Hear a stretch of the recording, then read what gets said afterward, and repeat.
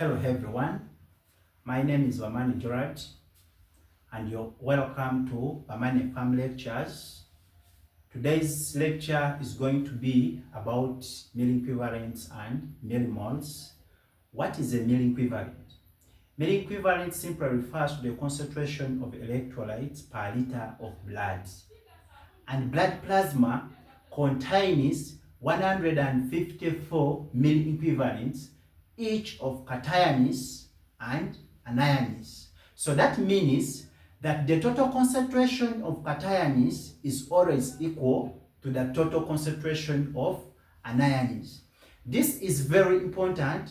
For example, when we are determining the correct amount of electrolytes to administer to patients. For example, this is so common in health settings, particularly the inpatient, where the unconscious patients who cannot take all medication or supplements can be administered these electrolytes through the intravenous route.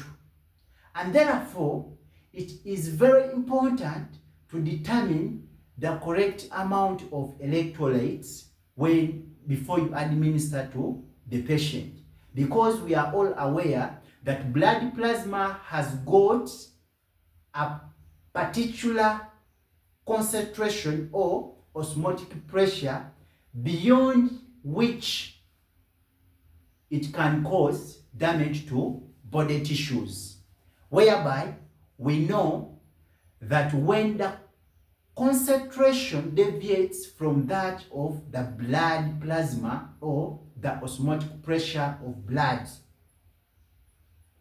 there will always be problem. For example, if the solution administered is hypertonic, it means that the surrounding solution has a high osmotic pressure compared to that of the cell. And so what will happen, due to the concentration gradient created, the cell is going to lose water to the surrounding environment. And what will happen, since this cell will not be having water, what will happen is that the cell is going to become plasmolized and die off. And when that cell is placed in a concentration that has a lower osmotic pressure, it is also dangerous, because inside the cell, the concentration or osmotic pressure will be much higher than that of the surrounding environment. So the cell is going to take up water up to a point where it is going to reach its carrying capacity. So beyond that point, the cell can no longer take up more water. So it will burst and die off, leading to death of cells. And such electrolytes are very lethal to health of patients. So that's why we need to calculate for the correct amount of electrolytes before we can administer to our patients. Let us take an example of calcium chloride. If we dissolve calcium chloride in 1 liter of water, what will happen is that the calcium chloride is going to ionize to give 2 ions. That is the calcium ions and the chloride ions. So these 2 ions produced, they have the same amount of milliequivalents, but their atomic weight is not the same. Just like we know that the atomic weight of calcium is 40 grams per mole, and the atomic weight of chloride ions is 35.5 grams per mole. So this one tells you that ions can have the same milliequivalents, but their atomic weight is totally different. Totally different.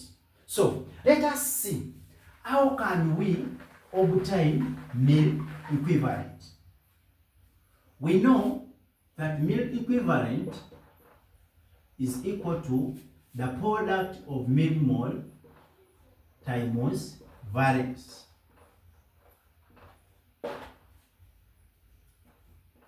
This can be our equation 1. But millimole is given by milligrams divided by molecular weight in grams per mole. We can call this equation 2. So when we substitute equation 2 in equation 1, the overall equation becomes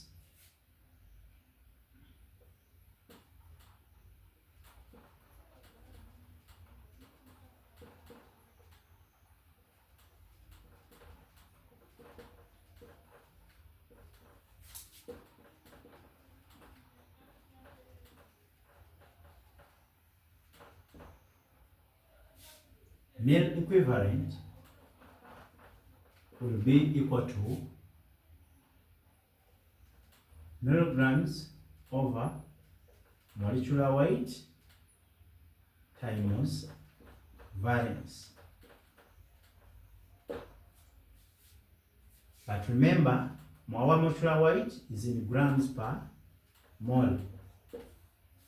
Valence is the combining power of an element, or it measures the ability of an element to combine with other elements, whereas millimole is simply a thousandth of a mole, is what we refer to as millimole.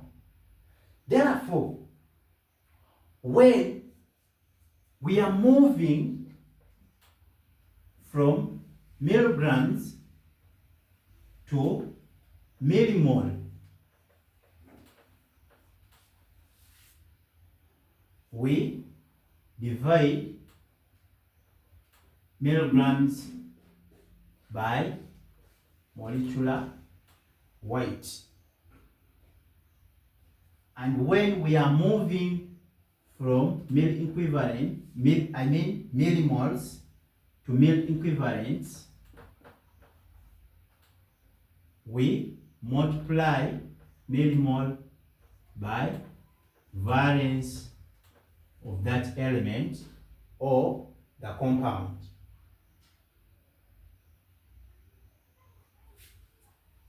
Let us look at an example.